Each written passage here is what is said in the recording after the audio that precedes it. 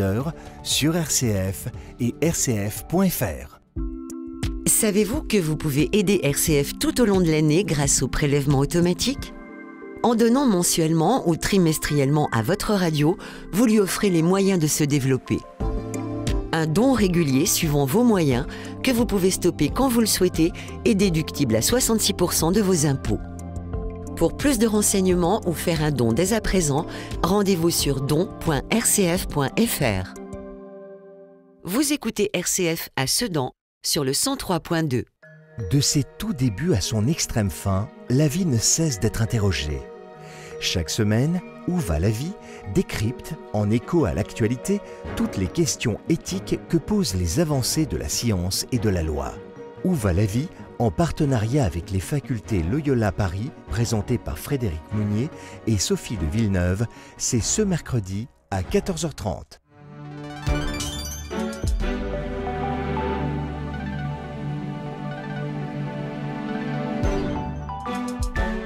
Il est 8h10 sur RCF et Radio Notre-Dame. Il y a un mois, jour pour jour, le pape François rejoignait les bras du Père lors de ses funérailles. Des personnes en précarité furent les dernières à lui dire adieu, à l'image de son pontificat, marqué par un engagement pour les plus pauvres. Vous l'entendrez dans le journal de Radio Vatican avec Alexandra Sirgan dans 20 minutes. Mais d'abord l'invité de la matinale, et vous pouvez nous suivre d'ailleurs en direct sur la chaîne YouTube de Radio Notre-Dame.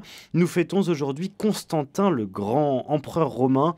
C'est à lui que nous devons le dimanche chômé en Europe, mais pas que. Surtout, c'est lui qui mit fin aux persécutions des premiers siècles contre les chrétiens avec l'édit de Milan. C'était en 313. 12 ans plus tard, il convoque le concile œcuménique de Nicée, dont on célèbre cette année le 1700e anniversaire. Événement majeur dans le dialogue entre les différentes confessions chrétiennes. Le pape François avait même prévu de se rendre sur les lieux de ce concile à Iznik, en Turquie. Ce devait être le week-end prochain. Pour en parler, je reçois Jean-François Colosimo. Bonjour. Bonjour. Historien des religions, théologien. Vous êtes également le directeur des éditions du Cerf. Je le disais, le pape François devait aller à Nicée. Faudrait-il que le premier déplacement de Léon se fasse justement en Turquie pour fêter cet anniversaire ? Mais il en est question, d'abord parce que le dialogue œcuménique entre l'orthodoxie et le catholicisme, c'est le dialogue de pointe, c'est le dialogue le plus mûr, c'est le dialogue le plus achevé. Depuis la rencontre entre Paul VI et Athénagoras en 1965 à Jérusalem, au Mont des Oliviers. N'est-ce pas ? Et on l'a vu avec Bartholomée aussi ces derniers jours, qui a rencontré Léon XIV. Absolument. D'ailleurs, le patriarche Bartholomée avait été présent à la messe d'intronisation de François, avec qui il partageait une grande amitié, véritable amitié personnelle, spontanée, pas simplement celle qui est de mise entre primat d'église, n'est-ce pas ? Et donc, évidemment, il a été là aussi pour, évidemment, l'intronisation de Léon. Pourquoi ? Parce qu'il s'agit de recoudre, évidemment, la tunique déchirée du Christ, et que le dialogue œcuménique a fait beaucoup de progrès en l'espace d'un demi-siècle. Dialogue entre les primats qui se saluent fraternellement, qui se rencontrent, qui prient ensemble. Dialogue entre les théologiens qui aplanissent finalement les mécompréhensions du passé, mais aussi, je dirais, dialogue des fidèles qui ont appris à se connaître et qui ont appris à valoriser dans chaque tradition ce qu'il y avait de meilleur. Est-ce qu'on pourrait voir la fin de ce schisme entre orthodoxes et catholiques à l'occasion de ce pontificat de Léon XIV Alors on va peut-être y revenir, parce qu'une des décisions du concile de Nicée, premier concile œcuménique, 325, donc Nicée qui s'appelle effectivement aujourd'hui Iznik, en Turquie, n'est-ce pas ? Ce premier concile, entre autres, il avait un problème à régler qui était la date de Pâques. Mais ensuite, la différence des calendriers, on va y revenir parce que c'est une affaire un peu complexe, mais au fond assez simple si on est attentif, le fait qu'aujourd'hui, très souvent, c'est plutôt l'inverse, ce n'est que rarement que les orthodoxes et les catholiques fêtent Pâques ensemble. Une des décisions que voulait prendre François en se rendant auprès de Bartholomée, c'était d'annoncer la date commune de Pâques, puisqu'il y a une forme de scandale à ce que, effectivement, les chrétiens, pour des raisons historiques, ne partagent pas le même jour. Et ne témoignent pas le même jour du Christ ressuscité. Et sur les 100 prochaines années, ça n'avait arrivé que 3 ou 4 fois, je crois que Pâques ne tombe pas le même jour, donc 95% des cas, Voilà. c'est le même jour. Revenons à ce concile de Nicée. Qu'est-ce qu'il a déclenché? Pourquoi déjà c'est Constantin qui l'a déclenché et c'est pas le pape de l'époque? Alors, qu'est-ce qui se passe? Il se passe que le christianisme, c'est une religion orientale, au départ. Alors évidemment, elle va beaucoup fleurir en Europe occidentale, cette religion, mais au départ, c'est une religion orientale. Le Christ prêche dans ce qui est aujourd'hui la Terre Sainte. Marc, c'est l'évangéliste d'Alexandrie, aujourd'hui en Égypte. Pierre et Paul se retrouvent à Antioche, qui est aujourd'hui en Turquie, mais qui en fait appartient à la Syrie, n'est-ce pas? Antakya, et c'est là où la première fois les chrétiens sont appelés chrétiens. Enfin, les premières écoles d'exégèse, Origène, les premiers moines, Saint-Antoine le Grand, c'est les déserts d'Égypte, n'est-ce pas? Origène, c'est Alexandrie. Et donc cet empire, en fait, qu'est-ce qu'il voit? Il voit cette religion qui vient d'Orient et qui subvertit l'empire. Comment le christianisme subvertit l'empire? Mais c'est simple, c'est par l'amour. L'amour, en fait, fait exploser de l'intérieur tous les cadres, en fait, de la sociabilité romaine. Pourquoi? Parce que à Rome, un esclave, il n'est pas sûr qu'il ait une âme. Il participe peut-être de l'âme de son maître. Mais bon, il y a des... Bon, dans les communautés chrétiennes, on voit des filles de la noblesse romaine épouser des esclaves. C'est l'annonce de Paul, n'est-ce pas? Il n'y a plus ni juifs ni grecs. Donc il y a une révolution en cours et l'Empire réprime cette religion parce que l'Empire défend quoi? Son inhumanité. Une humanité qui se traduit par exemple dans les jeux du cirque, mais qui se traduit aussi dans les persécutions des chrétiens. Ces persécutions, elles n'aboutissent nulle part. Alors évidemment, il faut bien comprendre quand même qu'un martyr chrétien, c'est pas un martyr tout court. Il n'emporte personne dans sa mort, n'est-ce pas? C'est une affirmation de la conformité au Christ. Fameuse lettre de saint Ignace d'Antioche, amené à Rome pour être dévoré par les bêtes, et qui dit à ses disciples, n'essayez pas de me libérer. Donc cette force-là, elle renverse l'Empire. L'Empire se convertit, c'est Constantin. En fait, lui-même, il a un problème, c'est que... C'est un général, l'Empire est divisé, il faut déjà qu'il arrive à calmer les guerres civiles. Les dernières grandes persécutions ont eu lieu juste avant, sous Dioclétien. Ouais. Il rétablit l'unité de l'Empire, il se convertit au christianisme grâce à sa mère, qui vient de Syrie d'ailleurs au passage, Hélène. Mais voilà qu'il a un problème, c'est qu'il veut que le christianisme, puisqu'il n'arrive pas, les empereurs ont échoué à tuer le christianisme, il faut que le christianisme soit à l'origine de l'Empire. Et là, d'un coup, il découvre que les chrétiens ne sont pas tous d'accord. Et ils ne sont pas tous d'accord en particulier parce qu'il y a à ce moment-là l'arianisme. Ce qui a provoqué Nicée, c'est aussi la lutte contre Arius. Alors, il y a, évidemment, on le sait depuis le départ, même dans les Actes des Apôtres, on voit que... Oui, ils ne sont pas tous d'accord. Toutes les lettres de Paul aussi sont des lettres adressées à des communautés qui sont toujours en risque d'hétérodoxie, c'est-à-dire de rater, en fait, la bonne confession du salut. Ça, c'est un problème, parce que si on ne sait pas qui est le Christ, on ne sait pas ce que c'est que le salut, ça sert à quoi, au fond, de se déclarer chrétien? Donc là, il faut poser les bases, c'est ça. Arius, c'est un prêtre d'Alexandrie qui pose finalement une bonne question, mais qui répond mal. Parce que les hérétiques ne sont pas des gens qui se lèvent le matin en disant comment je vais pouvoir détruire l'Église de l'intérieur. Ce sont des gens qui, dans l'Église, en fait, pêchent par distorsion. Alors, il a un problème, Arius, qu'on peut à peu près comprendre d'ailleurs, c'est qu'il dit, si le Christ, si Jésus c'est le Fils du Père, donc il a un commencement.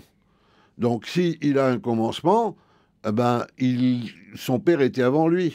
Donc lui, il est venu après. Donc il n'est pas Dieu au sens où est Dieu le Père. Il n'est pas de même nature que son père. Il ne dit même pas ça. Il dit que en fait, pour lui, Jésus, c'est une sorte de super-être, de Superman. Voyez, mais ce n'est pas Dieu qui s'est incarné. Or, comme le dira plus tard saint Grégoire de Nice, n'est-ce pas? Tout ce qui n'est pas assumé n'est pas sauvé. La foi chrétienne, c'est pas une morale. Tu sais, des fois, on vous dit, dans l'Évangile, on trouve des trucs, on les retrouve ailleurs, gna gna gna. La prédication du Christ, c'est sur lui-même. Il dit, je suis Dieu qui a pris chair, qui est venu parmi vous pour habiter parmi vous. Le problème que pose Arius, c'est un problème, en fait, ça doit être la même chose. C'est comment la philosophie se mêle de la théologie et crée des paradoxes irrésolvables. La réponse du Concile de Nicée, qui va être tout à fait prodigieuse, n'est-ce pas? C'est qu'il est engendré de toute éternité. Il est réellement Dieu. C'est-à-dire qu'il est 100% Dieu et 100% homme. Absolument. Il est consubstantiel au Père par sa divinité et consubstantiel à nous par son humanité. Alors, substantiel, alors, justement... Voilà, le consubstantiel, il vient de Nicée. Quand les catholiques disent à la messe le credo, et d'ailleurs pas que les catholiques, mais quand il est dit... quand ils disent le credo, c'est le credo de Nicée qui a été légèrement retouché au deuxième concile œcuménique de Constantinople. C'est pas que les catholiques, les orthodoxes, les luthériens. Enfin, je veux dire, tous les chrétiens, en fait, leur symbole de foi, c'est-à-dire leur confession de foi, elle vient de là. Alors, qu'est-ce qui se passe, donc?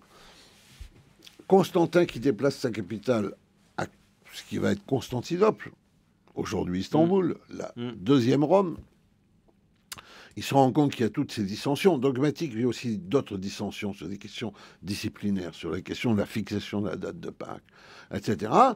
Et en fait, le christianisme apporte la première réunion mondiale. Le christianisme crée la concertation à l'échelle, pour l'époque, planétaire, puisque œcuménique, ça veut dire qui concerne l'œcumène.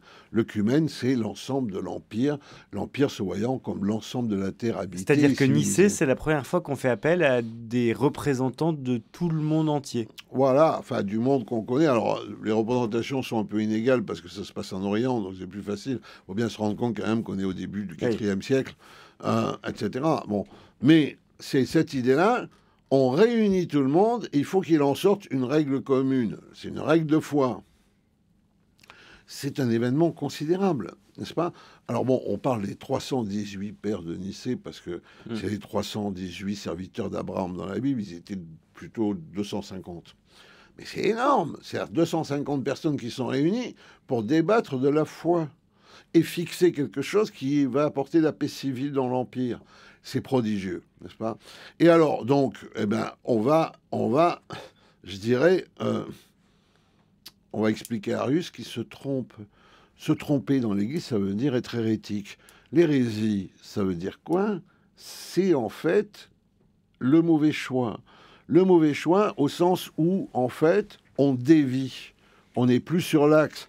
L'axe, c'est quoi? C'est le Verbe de Dieu s'est incarné, il est Dieu lui-même. Et donc l'arianisme est condamné comme hérésie à ce concile de Nicée. Est-ce qu'on peut dire, je reviens sur cette dimension... Un concile, c'est assez simple. On se réunit pour dire la vérité, on invoque le Saint-Esprit, la vérité sort, ensuite on dit, vous êtes d'accord, vous vous mettez à droite, vous n'êtes pas d'accord, vous vous mettez à gauche. Il y a vraiment ça, il y a vraiment cette... Et puis on vous déporte. À cette époque-là, on vous déporte parce qu'il ne faut pas que vous gêniez l'Église. Après, il y a le problème de la réception du concile. Et on y viendra. Je reviens juste sur la dimension où tous les évêques se réunissent. Est-ce qu'on peut dire que c'est au moment de Nicée que, pour la première fois, on a cette église qui devient catholique au sens universel? Pour la première fois, on voit l'universalité du christianisme. C'est pas tout à fait ça. Ce serait un peu compliqué. Elle est œcuménique au sens où elle couvre l'ensemble de la terre habitée. C'est pour ça que le concile est appelé comme ça. L'Église, elle est dite catholique parce qu'elle a la plénitude de la grâce, pas parce qu'elle est planétaire. À ce moment-là, catholique, c'est ce que ça veut dire. Bon, c'est un peu compliqué, mais parce que très, très exactement, ce que pose Nicée, c'est que toutes les églises qui sont nées de la prédication, de la mission, toutes ces églises qui ont une origine apostolique, qui sont dans la plénitude des sacrements, de la réception de l'écriture et des sacrements, chacune d'entre elles est catholique, cas olon, c'est-à-dire que de la même façon que vous êtes un homme, mais vous n'êtes pas tous les hommes, et quand je vous vois, je sais ce que c'est qu'un homme, eh bien c'est ça que ça veut dire. C'est-à-dire que les églises sont ontologiquement égales, parce qu'elles sont fondées dans la grâce. On va revenir à des choses plus terre à terre. Voilà, vous avez lancé là-dessus, je vous ai dit qu'il ne fallait pas. Il en faut aussi pour tous les goûts. Il en faut pour tous les goûts. Qu'il fallait pas. Et elle est orthodoxe, c'est-à-dire qu'elle vit selon la règle de la foi. Mais cette règle de la foi, c'est pas une règle abstraite. C'est aussi la manière dont l'Église célèbre la liturgie. N'est-ce pas? Ça, c'est un point important. C'est beaucoup plus plastique, c'est beaucoup plus incarné. C'est beau. Alors évidemment, donc il y a ces évêques qui sont réunis. À Nicée, aujourd'hui Isnic. Alors la géographie rapporte des choses extraordinaires, n'est-ce pas? Saint-Nicolas, c'est le fameux Saint-Nicolas. Saint-Nicolas de Myre, il est là. Alors la géographie rapporte qu'il n'en peut plus, il se jette sur Arius, il lui met une claque monstrueuse, n'est-ce pas? Alors bon, ça c'est pas... C'est raconté. C'est raconté, mais ça donne une idée aussi que le zèle, comme le dit le prophète Isaïe, le zèle pour ta maison me dévore, Seigneur, n'est-ce pas? Et Saint Spiridon de Chypre, hein, dont on peut aujourd'hui vénérer le corps imputrescible à Corfou, eh bien Saint Spiridon, lui, il prend une brique et il la fait exploser en quelque sorte dans sa main, il l'enflamme, il y a de l'eau qui tombe, là il reste que la poussière, et il dit ben voilà, la Trinité c'est pareil, vous voyez. Ah oui, donc... C'est consubstantiel. Alors évidemment, ce qui gêne, c'est ce mot homoousios, parce qu'il n'existe pas dans l'écriture. Quel mot? Homoousios, consubstantiel. Homoousios, consubstantiel. Et donc, ce mot... Vous savez d'où il vient? Vous allez nous le dire, Jean-François Collet-Simon. Ouais. Eh bien, il vient des bureaux de change. Parce que la valeur des pièces à cette époque-là, c'est aussi leur véritable poids. Ouais. Eh bien, quand 2 pièces de monnaie pèsent le même poids, elles valent la même chose, elles sont homoousios. Jean-François Collet-Simon, on parlait du concile de Nicée, il y a le symbole de Nicée. Le mot symbole peut parfois être mal compris. Qu'est-ce qu'un symbole? Un symbole, symbolon, n'est-ce pas? C'est ce qui rassemble.